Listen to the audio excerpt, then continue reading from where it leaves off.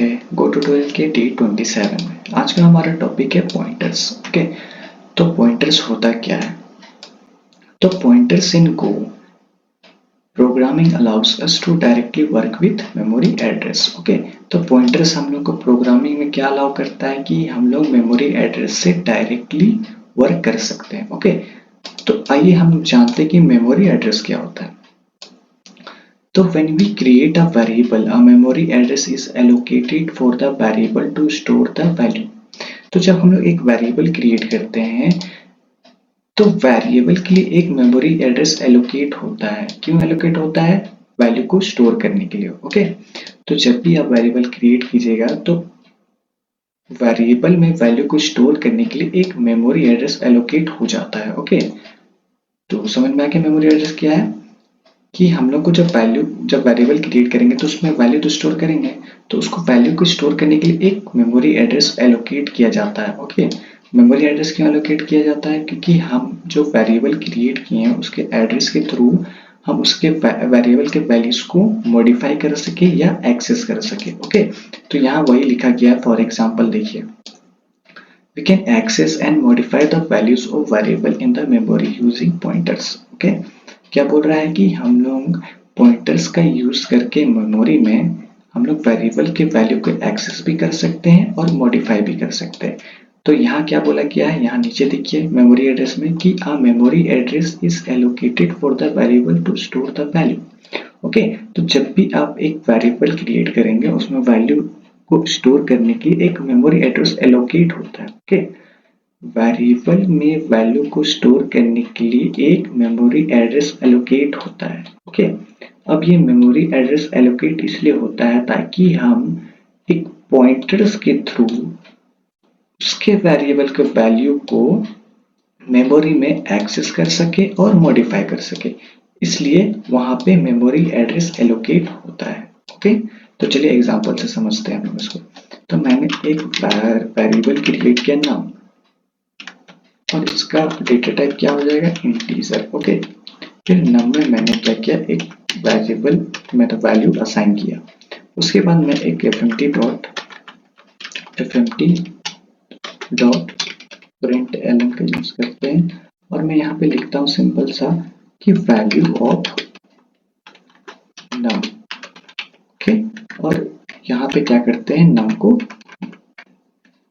Assign करते हैं और यहाँ पे और एक प्रिंट स्टेटमेंट देते हैं और लिखते हैं एड्रेस ऑफ नम। ठीक है, तो यहाँ पे देखिए हम लोग को अगर इस वेरिएबल के एड्रेस को पता करना है या वेरिएबल के एड्रेस को गेट करना है तो यहाँ पे देखिए, यहाँ पे मैं लिखा हूँ नीचे कि in Go we can access the memory address using the and operator. Okay, ये जो एंड ऑपरेटर दिख रहा है ना आपको, इसका यूज करके हम लोग क्या कर सकते हैं, किसी भी वेरिएबल के मेमोरी को एक्सेस कर सकते हैं। तो यहाँ पे मैं एंड ऑपरेटर को यूज करता हूँ और सेव करते हैं और रन करते हैं। ये देखिए value of num is 10 and address of num is, ये जो है आपका वैल्यू वो आपका एड्रेस हो गया। ओके, ये मेमोरी में एड्रेस है इस वैल्यू में। ओके, तो ये एड्रेस नम का एड्रेस है ये। ओके, तो उसके बाद हम लोग आगे देखते हैं। चलिए,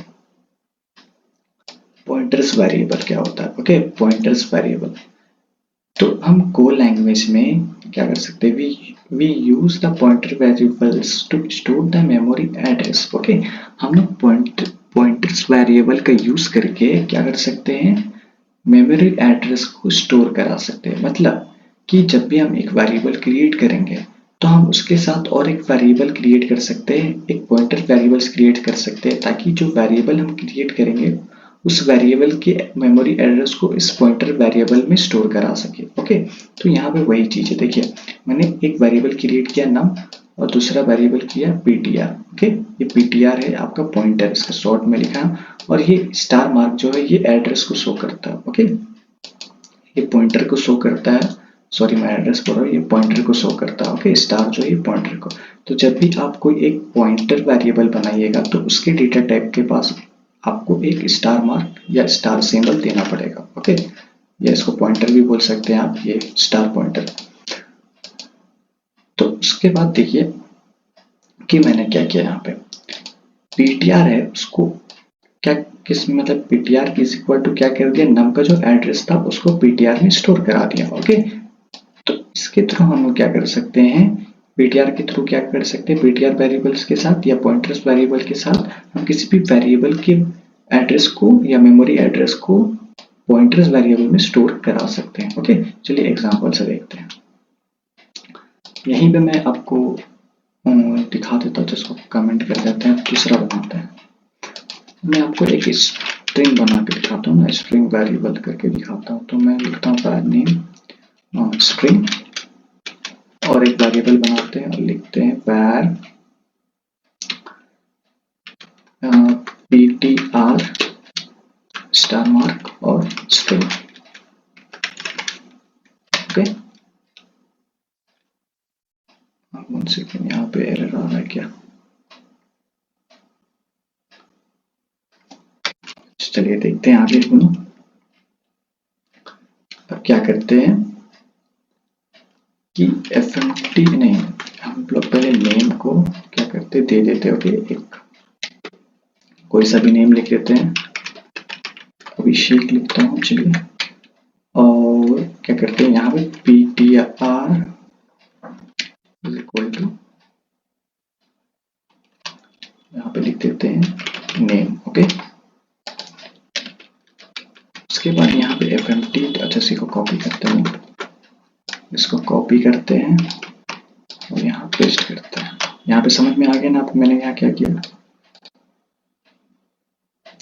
एक सेकेंड, यहाँ पे ptr is declared but not used, यहाँ तो हम लोग यूज किए हैं, तो ये क्यों दिखा रहा है नॉट यूज?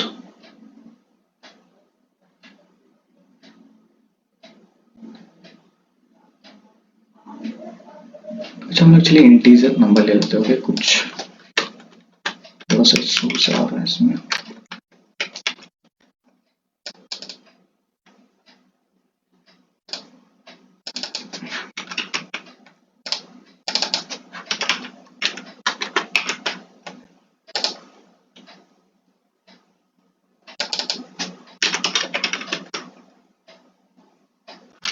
अच्छा, स्ट्रिंग ही छोड़ देते हैं।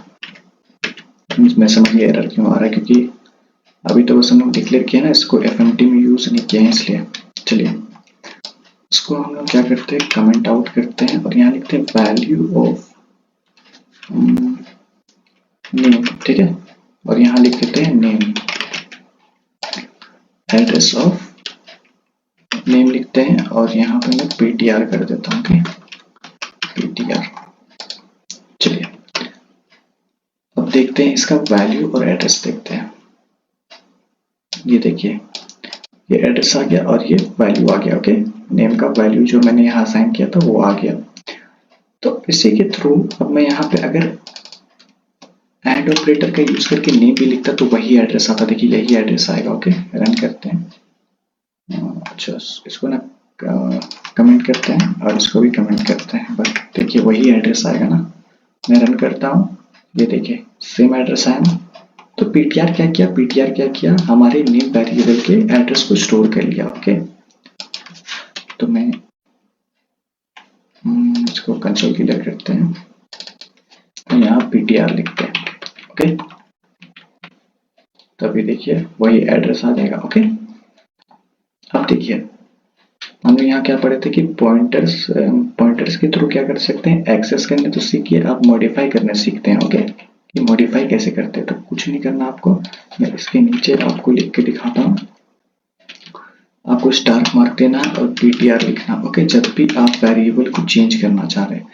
तो अब क्या है, हमारा इस ptr का एड्रेस भी सेम है और नेम का मेमोरी एड्रेस भी सेम है। तो मैं ptr के थ्रू इसके वैल्यू को चेंज कर सकता हूँ, नेम के वैल्यू को। देखिए कैसे ना, मैं लिखता हूँ राहुल। अब इसी को हम प्रिंट कराएंगे। ठीक है, कॉपी करते हैं, पेस्ट करते हैं, यहाँ मैं लिखता हूँ एंड ऑपरेटर का नेम लिख देते हैं। ठीक है, तो यहाँ देखिए दूसरा आएगा और यहाँ देखिए दूसरा आएगा। ठीक है, कंसोल क्लियर कर देते हैं, सेव करते हैं और रन करते हैं। ये देखिए एड्रेसेस सेम है, लेकिन हम लोग वैल्यू चेंज कर दिया। देखिए पहला में अभिषेक आया था, फिर एड्रेस देखिए सेम है, फिर दूसरा में राहुल आया, एड्रेस सेम है। तो हम लोग ptr के थ्रू क्या कर सकते हैं, मॉडिफाई भी कर सकते हैं और क्या कर सकते हैं, एक्सेस भी कर सकते हैं वैल्यू को। ठीक है, तो आई होप आप लोग को समझ में आ गया होगा वीडियो। देखिए सिंपल कॉन्सेप्ट है। ओके, हम लोग तभी क्या कर रहे थे, एंड ऑपरेटर का यूज करके मेमोरी एड्रेस क्या कर रहे थे, गेट कर रहे थे वेरिएबल का। लेकिन अभी हम लोग पॉइंटर्स वेरिएबल का यूज करके एक वेरिएबल के मेमोरी एड्रेस को स्टोर भी कर रहे हैं और उस वेरिएबल के वैल्यू के साथ हम लोग एक्सेस भी कर रहे हैं और मॉडिफाई भी कर रहे थे, जैसे हम लोग यहाँ पे पढ़े थे। ओके, यहाँ पे जो पढ़े थे हम कि we can access and modify the values of variable in the memory using pointers. तो यहाँ पॉइंटर्स के थ्रू हम लोग कर रहे हैं ना, एक एड्रेस भी हम लोग स्टोर करा पा रहे और एक वेरिएबल को मॉडिफाई भी करा पा रहे। ओके, सो आई होप आप लोग को समझ में आ गया होगा। मिलते हैं नेक्स्ट वीडियो में। Have a nice day.